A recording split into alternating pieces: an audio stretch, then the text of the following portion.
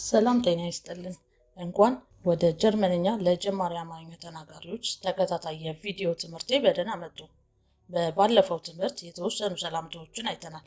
በዚህ ቪዲዮ ደግሞ አንዳንድ አስፈላጊ አባባሎችን ወይም ንግግሮችን እናያለን። ሌክሲዮን 2 ሌክሲዮን 2 häufige Redemittel በድጋሚ häufige Redemittel häufige Redemittel ማለት የተለመዱ ወይም በአብዛኛው የምንጠቀማቸው ንግግሮች ወይም አባባሎች ማለት ነው። አሁንም የማስታውሳችሁ ስለ ቃላቶቹ አቀማመጥ ወይም ቦታ እንዳታስቡ በዚህ ቪዲዮ ላይ፣ ምክንያቱም ሁሉንም ወደፊት በዝርዝር እያንዳንዱን ስለምናየው ማለት ነው። ነገር ግን አሁን ማድረግ ያለብን ምንድነው? በድጋሚ አብረን መለማመድ ብቻ ነው። አባባሎቹን በአይምሮአችን ውስጥ ለመጻፍ እንሞክራለን ማለት ነው። እንጀምር።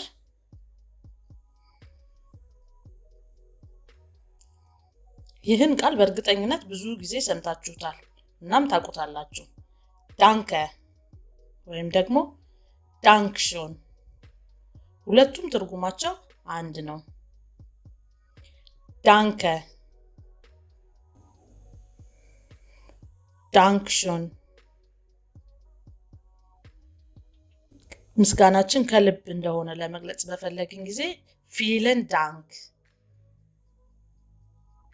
ቪለን ዳንክ እንላለን። እዚህ ጋር ማስተዋል ያለብን ቪ የፈ ድምጽ እንዳላት ነው።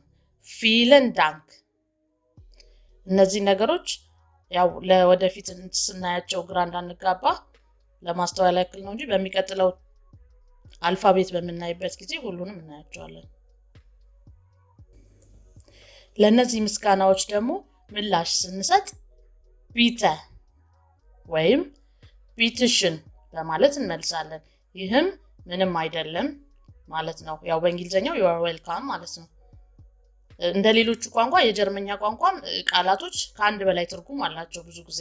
ለምሳሌ ቢተን ብንመለከት ይቅርታ ማለት ሊሆን ይችላል። ቢተ።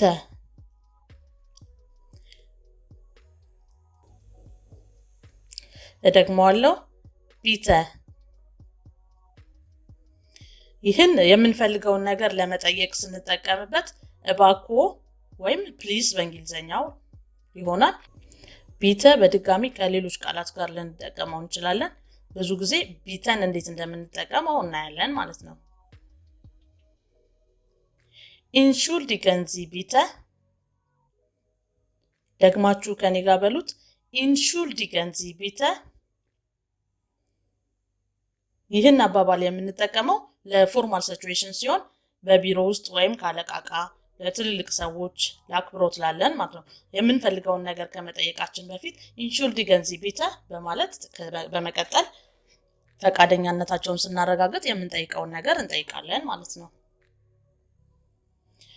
በኢንፎርማል ሲቹዌሽን ጊዜ ወይም ከጓደኞቻችን መንገድ ላይ ለወጣቶች የምንጠይቀው ጥያቄ ካለ ኢንሹልዲጉንግ ቢተ፣ እባክህን ወይም እባክሽን ይቅርታ እንዴ ላስቸግርህ እንደማለት ነው። ኢንሹልዲጉንግ ቢተ። ኢንሹልዲጉንግም ልክ እንደ ቢተ ሁለተኛ ትርጉም አለው። ምን ማለት ነው? ሶሪ ወይም ይቅርታ ማለት ይሆናል። አንድ ጥፋት ወይ ተሳስተን ያጠፋነው ነገር ካለ ኢንሹልዲጉንግ በምንል ጊዜ ይህ ማለት ይቅርታ እንደጠየቅን ማለት ነው። ሌላ በጣም ይቅርታችንን ለመግለጽ ደግሞ አይም ሶሪ ለማለት የምንጠቀመው ነገር ኤስ ቱት ሚ ላይድ አዝናለሁ ማለት ነው። ቀጥተኛ ትርጉሙ ኤስ ቱት ሚር ላይድ። ደግማችሁ በሉት። ኤስ ቱት ሚር ላይድ። በመቀጠል የምናየው አንድ ሰው የተናገረው ነገር ካልገባን ወይም ካልሰማን፣ ሰው የነገርን ነገር ካልሰማን የምንጠይቀው ጥያቄ ነው። ይህ ደግሞ ድገሙልኝ እባክዎ ለማለት ነው። ቪ ቢተ እንላለን። ይህ ጥያቄ ነው። ቪ ቢተ ምንድነው ያልከው? ይቅርታ እንደማለት ነው። እዚህ ጋር ማወቅ ያለብን ቪ ቢተ ስንል አንዳንዴ በብስጭት ጊዜ ቪ ቢተ ብለን አግሬሲቭ ሆነን እናገራለን። ስለዚህ ቶኔሽናችን ማለት የምናወራው አወራራችን ይወስነዋል ማለት ነው። ስለዚህ ጥያቄ ስለሆነ ስናነበው እንደ ጥያቄ ማንበብ አለብን። ቪ ቢተ ሌላ ተመሳሳይ አባባል ወይም ተመሳሳይ ትርጉም ያለው ሰው ሲነግረን ሳንሰማ ልንጠይቀው የምንችለው ነገር ምንድነው? ኖህ አይማል ቢተ። ይህ ደግሞ ጥያቄ አይደለም። ኖህ አይማል ቢተ እባክህ ወይም እባክሽ አንዴ ድገምልኝ ወይም ድገሚልኝ ማለት ነው። ኖህ አይማል ቢተ፣ ኖህ አይማል ቢተ። ይህም ደግሞ ለአክብሮት ወይም ደግሞ ለትልቅ ሰው ሲሆን የተለያየ አባባል አለው። ቢተ ቪዳሆረን ዚ፣ እባኮ አንዴ ይድገሙልኝ። ያው አማርኛ ተናጋሪዎች ለመሆን እርሶና አንተ አንቺ ይገቡናል። ያው ጀርመንኛውም ልክ እንደዛው ነው። ቢተ ቪዳሆረን ዚ፣ ደግማችሁ በሉት። ቢተ ቪዳሆረን ዚ። በመቀጠል የምናየው አንድ ሰው የጀርመንኛ ቋንቋ ወይም አንድ ቋንቋ ይናገራል ወይም ትናገራለህ ወይም አትናገርም ብለን ለመጠየቅ ስንፈልግ ምን እንደምን ነው። አብራችሁ በሉት። sprechen Sie Deutsch oder sprechen Sie English? ጀርመንኛ ይናገራሉ ወይም እንግሊዘኛ ይናገራሉ የሚል ትርጉም አለው ማለት ነው። የማናወራ ከሆነ ምን ብለን እንመልሳለን? ich spreche kein Deutsch ወይም ich spreche kein English። ይህም መናገር የማንችል ከሆነ የምንመልሰው መልስ ነው ማለት ነው። ich spreche kein Deutsch፣ ich spreche kein English። የምናወራ በጥቂቱ ከሆነ ምን ብለን እንመልሳለን? ich spreche etwas Deutsch፣ የተወሰነ ጀርመንኛ እናገራለሁ ማለት ነው። ich spreche etwas Deutsch። እንግሊዘኛ እናገራለሁ ለማለት ደግሞ ich spreche English። እዚህ ጋር አልጻፍኩትም። ich spreche etwas English ካለን የተወሰነ እንግሊዘኛ እናገራለሁ ማለት ነው። እንግዲህ በዚህ ቪዲዮ ላይ የምናየው ich ማለት በእርግጠኝነት እኔ ማለት እንደሆነ ነው። እኔ የተወሰነ ጀርመንኛ እናገራለሁ ነው ትርጉሙ። ያው ይሄ የታወቀ በውስጥ ታዋቂነት እኔ የሚለውን የተወሰነ ጀርመንኛ እናገራለሁ የሚለው ቃል እኔ የሚለውን በውስጥ ታዋቂነት ስለሚጽፈው በአማርኛ ጽሑፍ ላይ እኔ የሚለውን ነገር አንጽፈውም። በጀርመንኛ ላይ ግን እኔ የሚለው አስፈላጊ ነው። ich spreche etwas Deutsch ስለሆነ ማለት ነው። በአማርኛው ላይ የተወሰነ ጀርመንኛ እናገራለሁ ስንል እኔ የሚለው ነገር በውስጥ ታዋቂ ያለት ማለት ነው። ስለዚህ ich ማለት እዚህ ጋር እኔ ማለት እንደሆነ እናያለን ማለት ነው። በመቀጠል የምናየው ich verstehe nicht፣ ich verstehe nicht አልገባኝም ማለት ነው። እኔ አልገባኝም ማለት ነው። ich እኔ ነው። ስለዚህ nicht ደግሞ ምንም ነገር ኔጌት ለማድረግ ቨርብን የምንጠቀምበት ስለሆነ ich verstehe nicht ስንል አልገባኝም የሚለው ትርጉም አለው ማለት ነው። በመቀጠል አንድ ሰው ታውቃለህ ወይም አታውቅም ብሎ ለሚጠይቀን ጥያቄ ምን ብለን መልሳለን? ich weiß nicht፣ ich weiß nicht፣ ich weiß nicht። ምንም አላውቅም ማለት ነው። እኔ አላውቅም እንደማለት ነው። ያው ሴት የደብል ኤስ ድምጽ አላት። ይሄንን ባለፈው ቪዲዮ ላይ አይተናል። በጣም በእርግጠኝነት ሆነ ምንም ነገር የማውቀው ነገር የለም ምንም ሐሳቡ የለኝም ለማለት ስንፈልግ ደግሞ keine Ahnung እንላለን። ይሄ ብዙ ጊዜ I have no idea ለሚለው ነው ለእንግሊዘኛው ነው። ምንም አላውቅም ለሚለው ምንም ሐሳቡ የለኝም keine Ahnung እንላለን።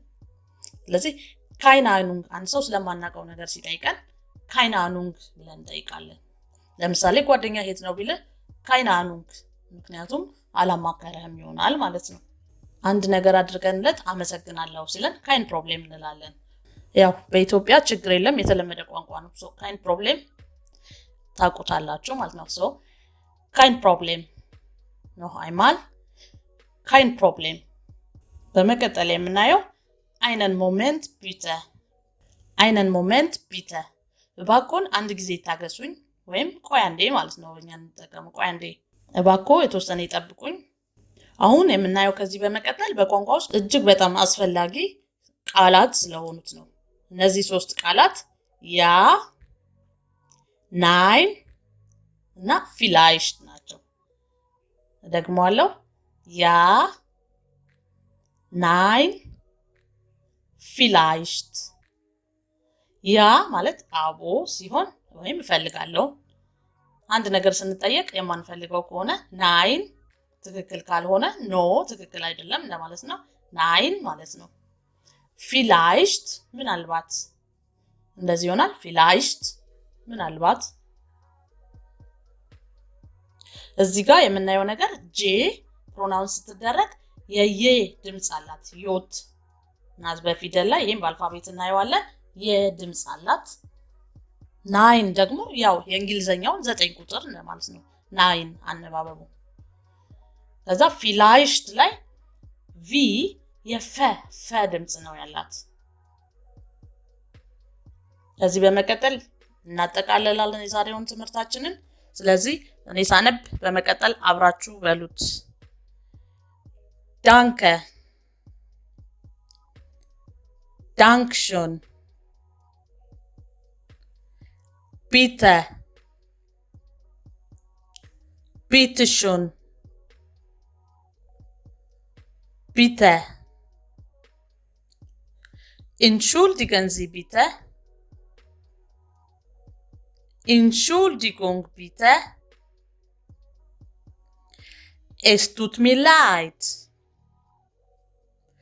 Es tut mir leid Wie bitte Wie bitte Noch einmal bitte Noch einmal bitte Noch einmal bitte Bitte wiederholen Sie Bitte wiederholen Sie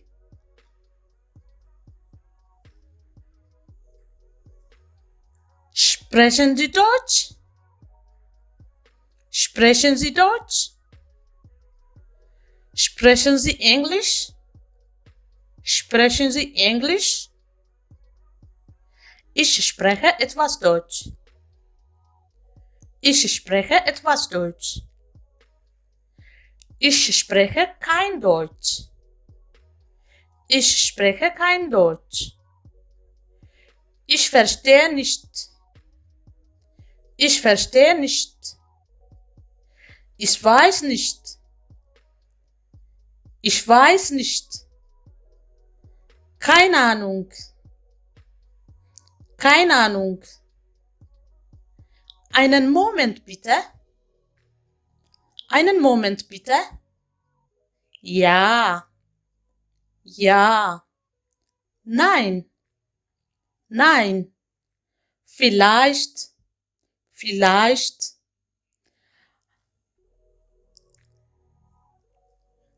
የዛሬው ቪዲዮ ይህን ይመስላል ስለተከታተላችሁኝ አመሰግናለሁ በሚቀጥለው ቪዲዮ የጀርመን አልፋቤት የምናይ ይሆናል bis nächstes Mal auf Wiedersehen